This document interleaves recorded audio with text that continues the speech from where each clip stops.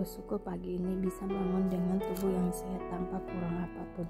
Sebelum kami melakukan aktivitas hari ini, kami rindu untuk membaca Alkitab Tuhan untuk melandasi hidup kami dengan kebenaran-Mu. Oleh sebab itu kami semakin hari semakin berkenan di hadapan-Mu Tuhan. Urapilah setiap kami Tuhan, di dalam nama Tuhan Yesus. Haleluya, amin. Ayub 22. Elifas menganjurkan supaya Ayub bertobat dari dosanya yang besar. Maka Elifas orang Teman menjawab, apakah manusia berguna bagi Allah? Tidak. Orang yang berakal budi hanya berguna bagi dirinya sendiri. Apakah ada manfaatnya bagi yang maha kuasa? Kalau engkau benar, atau keuntungannya kalau engkau hidup saleh? Apakah karena takutmu akan Allah maka engkau dihukumnya dan dibawanya ke pengadilan? Bukankah kejahatanmu besar dan kesalahanmu tidak berkesudahan? Karena dengan sewenang-wenang engkau menerima gada dari saudara-saudaramu dan merampas pakaian orang-orang yang melarat. Orang yang kehausan tidak kau beri minum air, dan orang yang kelaparan tidak kau beri makan. Tetapi orang yang kuat, dialah yang memiliki tanah, dan orang yang disegani, dialah yang mendudukinya. Janda-janda kau suruh pergi dengan tangan hampa, dan lengan yatim piatu kau remukkan. Itulah sebabnya engkau dikelilingi perangkap dan dikejutkan oleh kedahsyatan dengan tiba-tiba. Terangmu menjadi gelap sehingga engkau tidak dapat melihat dan banjir meliputi engkau. Bukankah engkau bersemayam di langit yang tinggi? Lihatlah bintang-bintang yang tertinggi, betapa tingginya. Tetapi pikiranmu tahu apalah Allah? Dapatkah ia mengadili dari balik awan-awan yang gelap?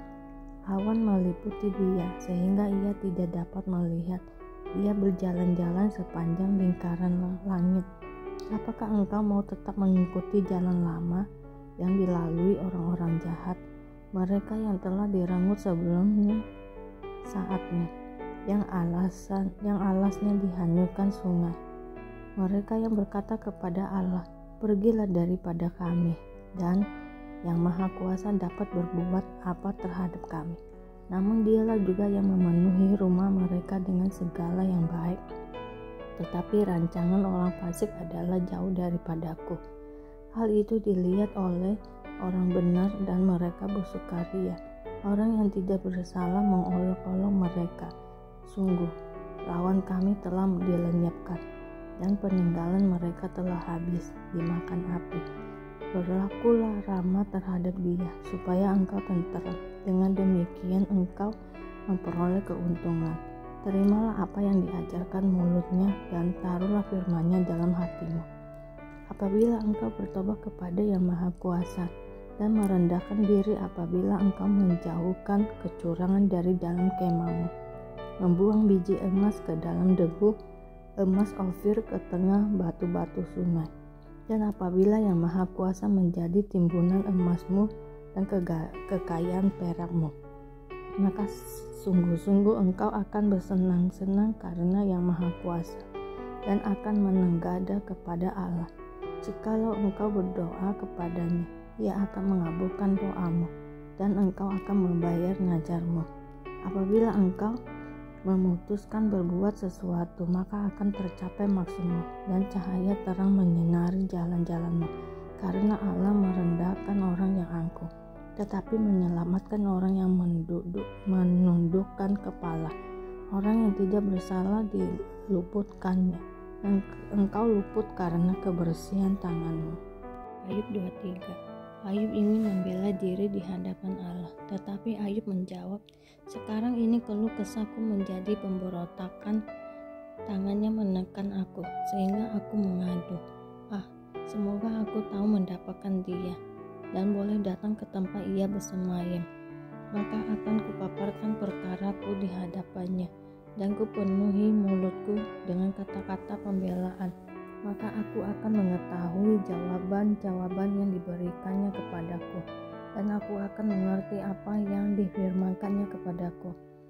Sudikah ia mengadakan perkara dengan aku dalam kemah kuasaannya? Tidak, ia akan menaruh perhatian kepadaku. Orang jujurlah yang akan membela diri di hadapannya. Dan aku akan bebas dari hakimku untuk selama-lamanya. Sesungguhnya kalau aku berjalan ke timur, ia tidak di sana, atau ke barat, tidak kudapati dia. Di utara ku cari dia, ia tidak tampak. Aku berpaling ke selatan, aku tidak melihat dia, karena ia tahu jalan hidupku. Seandainya ia menguji aku akan timbul seperti emas. Kakiku tetap mengikuti jejaknya. Aku menuruti jalannya dan tidak menyimpang. Perintah dari bibirnya tidak kulanggar. Dalam sanubariku kusimpan ucapan mulutnya.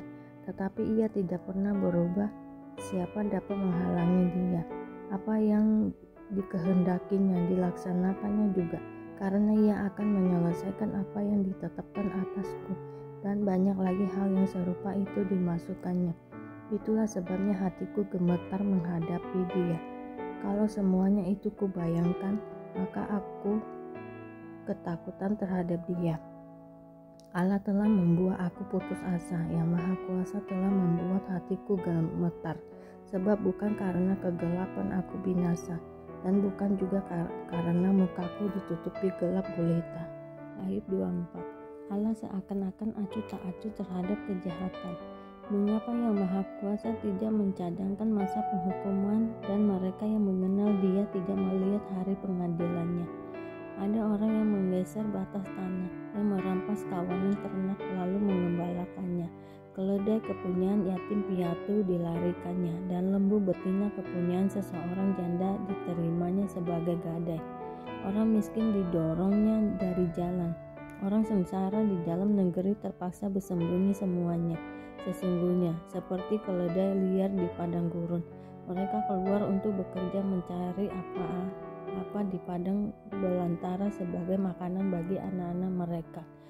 Di ladang mereka mengambil makanan hewan dan kebun anggur milik orang fasik dipetiki buahnya yang ketinggalan.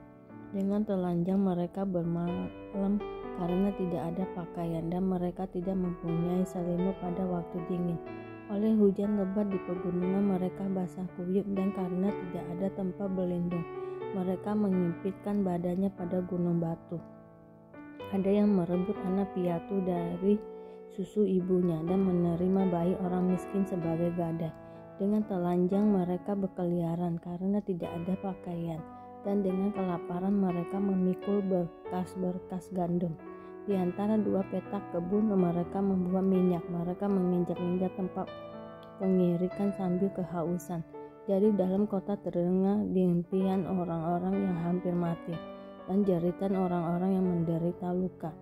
Tetapi Allah tidak mengindahkan doa mereka. Ada lagi golongan yang memusuhi terang, yang tidak mengenal jalannya dan tidak tetap tinggal pada lintasannya. Pada parak siang bersiaplah si pembunuh. Orang sengsara dan miskin dibunuhnya, dan waktu malam ia berlaku seperti pencuri.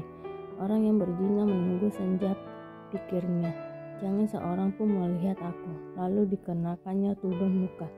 Di dalam gelap mereka membongkar rumah. Pada siang hari mereka bersembunyi. Mereka tidak kena terang, karena kegelapan adalah pagi hari bagi mereka sekalian, dan mereka sudah biasa dengan kedahsyatan kegelapan. Mereka hanyut di permukaan air. Bagian mereka terkutuk di bumi. Mereka tidak lagi pergi ke kebun anggur mereka. Air salju dihabiskan oleh kemarau dan panas. Demikian juga dilakukan dunia orang mati terhadap mereka yang berbuat dosa. Rahim ibu melupakan dia. Berengah menggerumutnya, ia tidak diingat lagi. Kecurangan dipatahkan seperti pohon kayu.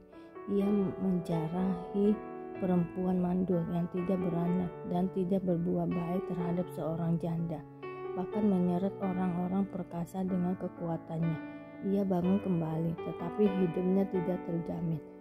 Allah memberinya keamanan yang menjadi sandarannya dan mengawasi jalan-jalannya. Hanya sebentar mereka meninggikan diri, lalu tidak ada lagi. Mereka luruh, lalu menjadi lisut seperti segala sesuatu. Mereka dikeras seperti hulu tangkai gandum. Jikalau tidak demikian halnya, siapa berani menyanggah aku dan meniadakan perkataanku? Matius 9 ayat 18-38. Anak kepala rumah ibadat perempuan yang sakit pendarahan. Sementara Yesus berbicara demikian kepada mereka, datanglah seorang kepala rumah ibadat lalu menyembah dia dan berkata, anakku perempuan baru saja meninggal, tetapi datanglah dan letakkanlah tanganmu atasnya, maka ia akan hidup. Lalu Yesus pun bangunlah dan mengikuti orang itu bersama-sama dengan murid-muridnya. Pada waktu itu seorang perempuan yang sudah 12 tahun lamanya menderita pendarahan maju mendekati Yesus dari belakang dan menjamah jubahnya, karena katanya dalam hatinya, asal ku jamah saja jubahnya, aku akan sembuh. Tetapi Yesus berpaling dan memandang dia serta berkata, teguhkanlah hatimu, hai anakku, imanmu telah menyelamatkan engkau. Maka sejak saat itu sembuhlah perempuan itu. Ketika Yesus tiba di rumah kepala rumah ibadat itu dan melihat peniup-peniup seruling dan orang banyak ribut, berkatalah ia, pergilah, karena anak ini tidak mati tetapi tidur. Tetapi mereka menertawakan dia. Setelah orang banyak itu diusir, Yesus masuk dan memegang tangan anak itu. Lalu bangkitlah anak itu. Maka tersiarlah kabar tentang hal itu ke seluruh daerah itu. Yesus menyembuhkan mata 2 orang buta. Ketika Yesus meneruskan perjalanannya dari sana, 2 orang buta mengikutinya sambil berseru-seru dan berkata, kasihanilah kami, hai anak Daud. Setelah Yesus masuk ke dalam sebuah rumah, datanglah kedua orang buta itu kepadanya, dan Yesus berkata kepada mereka, percayakah kamu bahwa aku dapat melakukannya? Mereka menjawab, ya Tuhan, kami percaya. Lalu Yesus menjamah mata mereka sambil berkata, jadilah kepadamu menurut imanmu. Maka meleklah mata mereka, dan Yesus pun dengan tegas berpesan kepada mereka, katanya, jagalah supaya jangan seorang pun mengetahui hal ini. Tetapi mereka keluar dan memasyurkan dia ke seluruh daerah itu. Seorang bisu disembuhkan. Sedang kedua orang buta itu keluar, dibawalah kepada Yesus seorang bisu yang kerasukan setan. Dan setelah setan itu diusir, dapatlah orang bisu itu berkata-kata. Maka heranlah orang banyak, katanya, yang demikian belum pernah dilihat orang di Israel. Tetapi orang Farisi berkata, dengan kuasa penghulu setan ia mengusir setan. Belas kasihan Yesus terhadap orang banyak. Demikianlah Yesus berkeliling di semua kota dan desa. Ia mengajar dalam rumah-rumah ibadat dan memberitakan Injil kerajaan sorga, serta melenyapkan segala penyakit dan kelemahannya. Melihat orang banyak itu, tergeraklah hati Yesus oleh belas kasihan kepada mereka, karena mereka lelah dan terlantar seperti domba yang tidak bergembala. Maka katanya kepada murid-muridnya, tuaian memang banyak, tetapi pekerja sedikit. Karena itu mintalah kepada Tuhan yang empunya tuaian, supaya ia mengirimkan pekerja-pekerja untuk tuaiannya. Bapa, terima kasih Engkau sudah mengingatkan kami hari ini membaca Alkitab, dan kami selalu bersyukur atas apapun yang Tuhan berikan dalam hidup kami. Engkau tidak pernah meninggalkan kami ya Bapa. Hidup kami akan senantiasa berkecukupan di dalam-Mu. Terima kasih Tuhan. Doa Bapa kami. Bapa kami yang ada di surga, dikuduskanlah nama-Mu, datanglah kerajaan-Mu, jadilah kehendak-Mu di bumi seperti di surga. Berikanlah kami pada hari ini makanan kami yang secukupnya, dan ampunilah kami akan kesalahan kami, seperti kami juga mengampuni orang yang bersalah pada kami. Dan janganlah membawa kami ke dalam percobaan, tetapi lepaskanlah kami daripada yang jahat, karena Engkaulah yang mempunyai kerajaan dan kuasa dan kemuliaan sampai selama-lamanya. Amin, amin, amin. Tuhan Yesus memberkati.